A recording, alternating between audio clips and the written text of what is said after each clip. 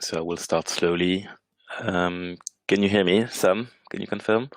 I can confirm I can hear you, Colin. Yeah, okay, great. Thank you, Sam. So I am Colin Clavery. I'm one of the co-founder of Skore, and I'm acting as the CTO, so in charge of all technical matters. I've been transformation consultant and doing processes with companies for over 10 years now, and a lot of this work has been done remotely. So I'm more than happy today to share tips and tricks, what has worked, what doesn't. And today I'm broadcasting from Portsmouth in the UK. So the agenda of today is fairly straightforward. It's before how to get ready, how to be awesome during the workshop online, and how to be after at the end. At the end of this little presentation that should last for half an hour or so, we will open the floor for questions, and Sam, which is my co-host today, will be able to give you the microphone if you want, or you can always type in the Q&A panel in the tool. So the Q&A is a way you can type your questions and then we all see them. When we give you the microphone, it takes a solid 20 seconds to activate. So, so it's good to know that don't speak right off. Okay, so the challenge when running workshops online is that distractions for your participants are all one click away from your screen. So you need to find a way to keep that fairly engaging so that your participants are here with you and they are not doing something else on their screen, because you have no way to know. You can't read really their emotions. You can screen share, but screen share with a webcam and see their faces, but it has a limit. Obviously, it's not like being in the same room. So you need to be aware of this fact. And last, it's hard to sketch and to just stand up, take a pen and on a whiteboard and draw a couple of things. So everything has to be explained with words, which brings its lot of complexity as well. So what we found works really well is having, even more so online, is having clearly defined objectives, something that is meaningful, realistic, that can be done in a fairly short amount of time. You don't want to stick people on the phone for more than 2 hours. It just doesn't work. We found that 3 to 5 attendees work generally best, sometimes more if the group is already knowing each other really well. But generally speaking, tries to keep the number of attendees very low. This is much more fluid and allows to everyone to be engaged in the conversation. You want to avoid having little groups chatting to each other, then the other when half of the audience is actually just switched off and reading their emails and not listening anymore. If you need to plan for a senior sponsor intervention, this needs to be prepared as well at the beginning, and the same if there's pre-work. So your preparation is key, and the preparation of the expectations of the attendance is key as well. You don't want to have them on the phone where they don't believe they have to be there. We usually prefer shorter and more often sessions. 2 hours is a big maximum, where everyone is online. So sometimes you will have sessions where someone is online and the other people are in a room.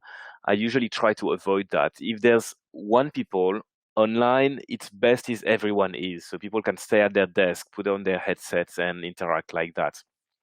It creates a very weird dynamic if some people are in a room together and some others are online, especially if you are the facilitator and you are online. You can't read the room. You don't know, maybe they put you on mute and they are having a side conversations. It's very awkward. So I'd rather have, if there is one person online, everyone online, even if they're in the same building, they can just put on their headsets and it puts everyone on an equal footing. Beware of time zones as well. 9 o'clock in Europe is 8 o'clock in the UK, which may be a little bit early. So we need to be careful, especially when working with the States or Asia. Know your tool. Screen sharing software, there's a lot. For this session, we've used Zoho Webinar, which has meeting capabilities. Zoom is the most popular one that you may have heard about. Skype works. It's generally a corporate tool is Skype. It has improved quite well recently, so it's fairly decent now. It's just catching up with the rest of the world. Google Hangouts is a big one. So know your tool. take the time to master it, to know the keyboard shortcuts, to know how it works, because you will have maybe to train users on it as well, so they make the most out of it. Ideally, if you can have two screens, it's great. Oops. If you have two screens, one with your mapping or whatever you're doing, and the other one where you can see people's face, it's great, but not all tools support that. For example, Zoom puts everything in the same window. Google Hangout is very good for that. You can literally have two screens, and Skype as well works best with that. Make sure, especially when everyone is working from home, like today, for us in our company, that all the VPN and firewall are tested. We've seen some companies where the VPN was blocking Zoom, so we had to find another one. And we were just glad we tested before that, because it was an easy test. It takes 10 seconds to send a link to someone. They click on it. If it opens, it's fine, and it can save you a lot of time at the beginning. You want your session to run smoothly. Have your headset on, make sure you know how it works. Screen resolution as well. If you have a dual screen setup, your main screen may be very large and maybe too large for people watching your screen on a laptop. So think about that. Don't use your app's full screen. What seems to be big for you may be very small when scaled on a laptop screen, or even, some people join these sessions from a phone. This is a bit extreme. They will probably have to have their phone very close to their eyes, but think about smaller screens than what you may have in front of you, especially if you have a comfortable dual screen setup with a standing big screen. So know your tool. How to mute and unmute yourself, how to freeze your screen. Freezing your screen is when you share your screen, but you want to have like a still image showing. If you need to sort out the technical issues, or if you have an email popping up in the screen, you can just freeze, so users still see something, but they don't see exactly what you're doing because it's frozen. It's a very convenient feature. Not all the tools have it, but it's a convenient one sometimes. Will you record the session? There are pros and cons of doing it. Just agree with your team. Record them. Know, is it to share it with attendees that cannot make it? Will they really listen to it, or is it just for you to have a verbatim of the conversations that have happened to refer to it later? But whenever I record, I would make sure I tell the audience, because all their voices and things will be written in stone. Train your users. These tools, they may be not new for you, they may be new for the users, or they may push new features that are quite interesting, like drawing on the screen of someone else, or how to mute and mute. So maybe it's worth taking 2 minutes at the beginning to explain to users, all right, this is the key features of this tool, like I did at the beginning, saying, all right, you have the Q&A button to ask questions during the call. So it may make you make it super easy, especially the mute and mute. Some people working from home, maybe the postman is ringing or things like that. So train people on your tool. So now we are approaching the beginning of the session. First thing I do is I mute my notifications to make sure that I don't have any alerts. On Mac, there is a very convenient shortcut to mute everything. On Windows, I don't really know, but you can at least mute your emails from Outlook. This may save some distractions and maybe avoid some not comfortable things that you don't want people to see when they see the email preview popping up in the bottom right corner of your screen. So first thing you do, then everyone joins, hopefully on time. I always do a little procedure of check-in, check-out at the beginning and end of every meeting. So restate the objectives, talk about using the video, face sharing and recording, get everyone's consent. I find it's a good idea to share the video with webcam. It allows to create a bit more connection between the participants to see if they have something to do, and you can read their face, or try to at least, because sometimes the thumbnails are quite small. But it creates a bit more of an emotional connection, which is quite good in these kinds of exercise. Decide as well how the participant interacts. Can they just pick it at any time? which makes sense for a smaller group, or do they need to use the chat or raise a hand or draw on the screen with a markup tool like you have in Zoom? So just establish the simple basis. Maybe it's time to train your users on the tool, as I was saying earlier. Where is the chat? Where is the raise hands and things like that? So you're ready to start. And as this workshop is ultimately for process mapping remote workshop, I will do a quick demo in Skore on how to do it. Yesterday I've done define a new feature, but let's make another one today. So I will just unshare my screen for a second and share Skore. So I click stop sharing, and now I'm sharing another screen. All right, off we go. So I'm now in Skore in a blank process. So this is the demo I will use for now. So process mapping in Skore is we created this tool for live workshop, and we have a number of very convenient features that I will demo over time. But we have this approach that we call the 5 steps to the perfect process, where you can't go wrong. So even if you're not as fast as I am using the tool, because I've been using it for a while, these 5 steps to the perfect process is your handrail, and if you do that, you can't go wrong. So let me summarize them. We'll do a very simple expense process. So we are starting a business trip, so about to go on a business trip. And this is what starts my process. And then at the end, we want to have expenses paid. Right, so this is the first step. First, I define the scope, and in any workshop, whatever the complexity and the audience, I never underestimate the value it brings to have a clearly defined beginning of my process and end of my process, because this will make the rest of the session very, very easy. So here I'm really saying it's about to go on a business trip. So I haven't started it. I haven't put a foot in the train or the plane yet. And but we could say we are about to go, or we are coming back. So agreeing as a team what's the starting point is very important. And then here I'm saying that the expenses are paid back. I'm not saying that I've submitted my expense report, which probably comes somewhere in the middle. But it's about having the expenses paid back. So really mapping a sort of an end-to-end process. So defining the scope with your team is the first step, and it's very important. Then second, I will capture activities. So in Skore, we use what boxes. What boxes are where you collect activities. So let's say we ask the audience, okay, basically what's going on. So we need to take pictures of receipts, and we need to ask receipts to the audience. To shops, because they don't always give it.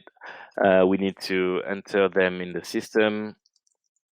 We need to submit. So you see here, I'm just capturing activities. I'm not really trying to have a specific order. It's really about making people talk and define what they do.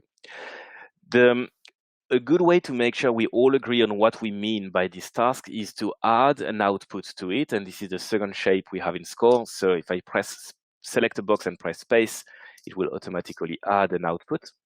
And then I can start clarifying with the participants, what do they mean? Take the pictures of the receipts. So pictures saved on mobile phone or computer. So we really mean that it's a literal picture or scan, picture saved on mobile phone or computer with scanner. So it helps us detailing and really agreeing on what does that mean. So I take a picture of my receipt so that my pictures are saved on my mobile phone. It really tells me the full story, and it helps clarifying the understanding of each activity. So enter them in the system. So we say pictures, amount, currency, and date and reason in the system. For each activity, I will capture why I'm doing it, and this will be the point that tells me I can go to the next activity, the next box. So when they connect together, I can read that as a story. And this is very powerful in a workshop, is to read your process as a story to the audience, keep them engaged. So take pictures of the receipt so that the pictures are saved on the mobile phone. And then once it's done, I enter them in the system so that all the details are recorded. And then I will submit. So the more out loud you talk through your process, the easier it will be. Other thing to notice is I've really focused on if I take another white box, they have two questions. They have what happens and who does it. In the first part of my initial iteration on capture, I always focus solely on what happens. I'm trying to not have the conversation about who does it at the beginning, because this is a full it's a different mindset, and it's a different things that you need to think through as a team. So first, as a team, agree on what needs to be done. What's your ideal process, how it works. And then you can do a second round. Once you started connecting things, you can do a second round on who does it. So this is the employee. So we can say any employee. Enter them in the system. This is any employee. Let's make an activity just for the sake of it. Approve report, approve request, which is done by, let's say, the manager. For the sake of it, I've added that. I can connect it here.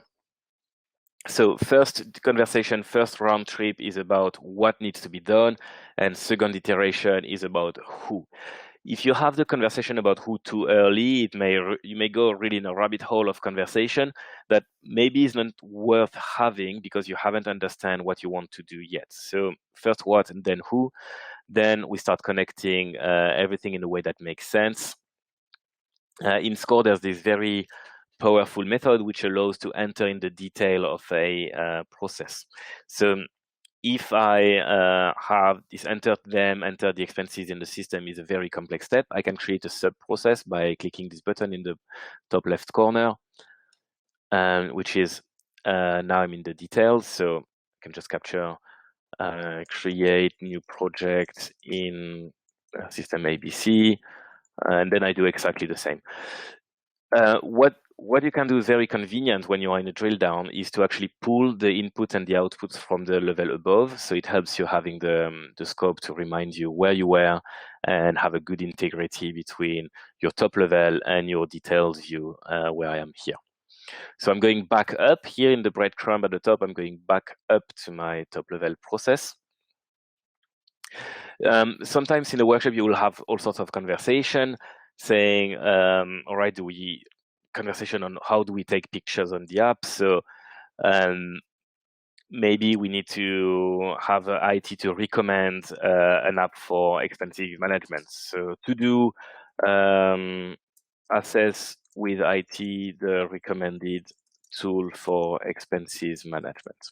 So I capture them directly, all these to-dos, this conversation, I capture them directly on the canvas using the notebox, so that it's still visible that we had this conversation. And I find it a quick way at the end to go through the process and look for all the yellow post-its. You can use different colors for different things if you want as well, but I try usually to keep that very simple. Another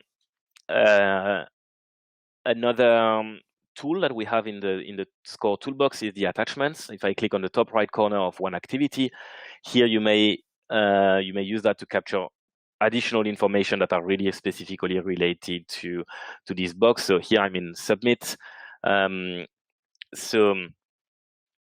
Submit is don't forget project number. You will receive confirmation email.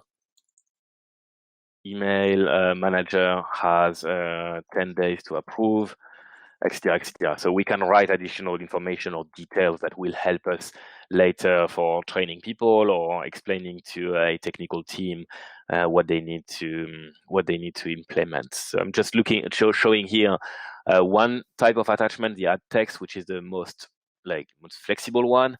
We have other types of attachments such as custom fields that can be very powerful, and we have training materials about them online.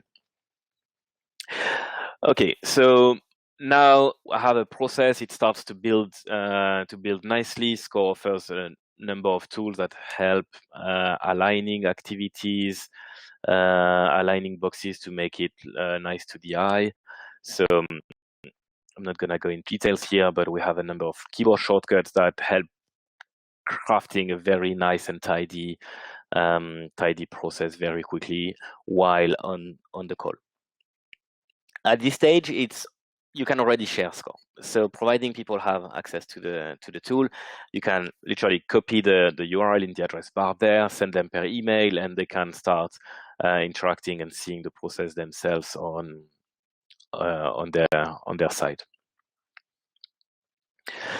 What's also important here, obviously, I was doing a workshop with myself, is to do regular round table of user or your participants' feedback.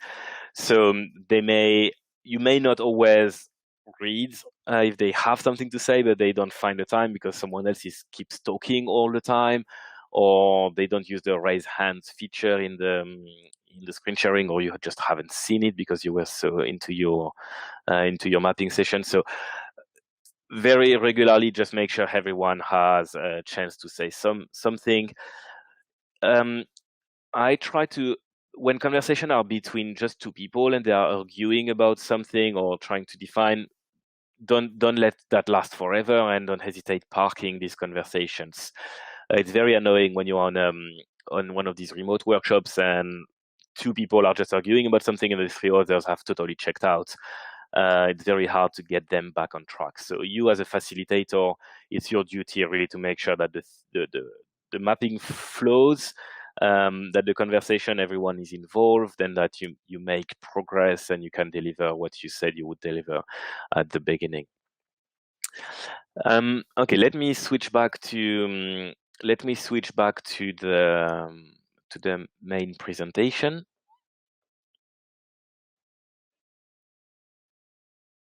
Okay, sharing the screen. Back here. So as a facilitator, a couple of tips and tricks that I have done during this mapping, but let's summarize that quickly. Explain the methodology. So Skore is maybe not known to all your users. So if you explain the methodology, how it works best, maybe I should have done that a little bit better at the beginning of this demo. Know your keyboard shortcuts. I've used a number of keyboard shortcuts in Skore when I was mapping. It helps me gaining speed and make the session flow nicely. They are fairly obvious in Skore, I find. After a couple of hours of practice, they will come very naturally. And you can see in the tool, in the help menu, there's all the list of keyboard shortcuts. So discover them, learn them. That will make you an awesome process mapper. Minimize mouse movements as well. Find it very exhausting when someone shares the screen and keeps moving the mouse around all the time. And for that, my trick is to use a trackpad. So when using a trackpad, you are less likely to move the mouse in all over the place and trying to circle things. It can be very exhausting for your participants. So trackpad is good. Don't jump around too much. So in Skore, I showed you the go to details, and you can pan the screen, you can open the attachments. So what I do is I'm trying to not jump around, but it's quite hard because I'm doing the work, so I need to move around. But I always describe what I do. I describe when I enter in the drill down. I describe when I get out of it, when I open the attachment panel. So people with you in the workshop, they can actually follow you, and they can, with your voice, you are guiding them and you're telling them where to look, which is not always obvious when you're online. So I try to describe as much as I can, everything I do. Even when I type, when I read the process out loud, I keep describing the process, maybe because I just like talking, I don't know.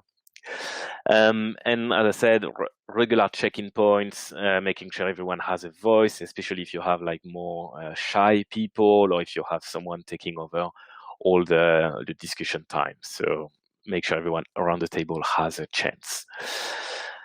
For the attendees, again, maybe there are some markup, raising hands, and tools like that in Zoom or whatever, Skype. So they should use them, especially if you agreed at the beginning that we should use them. And park the difficult conversation. So obviously, as a facilitator, this is your role, but a little bit of self-moderation is always makes the life to everyone easier. So now you're at the end of the session. So if you met your objectives and the session earlier, nobody will ever complain about it. This applies to real life. Obviously, also give the time back, and then time for the little checkout procedure. What has been achieved versus the objective? Are you happy? Is everyone happy? Collect all the to-dos and the car parks and everything in one email. Maybe write down the email together. That will send, especially if this email will be shared with management or with colleagues. You want to make sure everyone agrees with what is written and the tasks that have been assigned and the deadlines and all the constraints. So take some time to write together the email.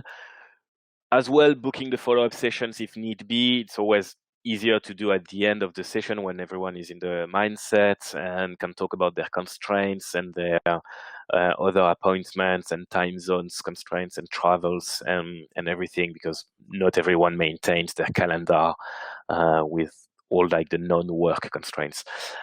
At the end, you may have a little conversation on how the sessions went. Would they do it again? What would they do differently? So always good to get feedback from the audience as soon as it happens.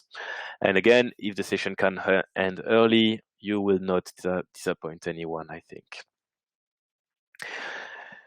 So after the workshop, I give people access to the Skore workshop. If they need to create a user account, I will do that, or maybe even do that right at the beginning before joining the session.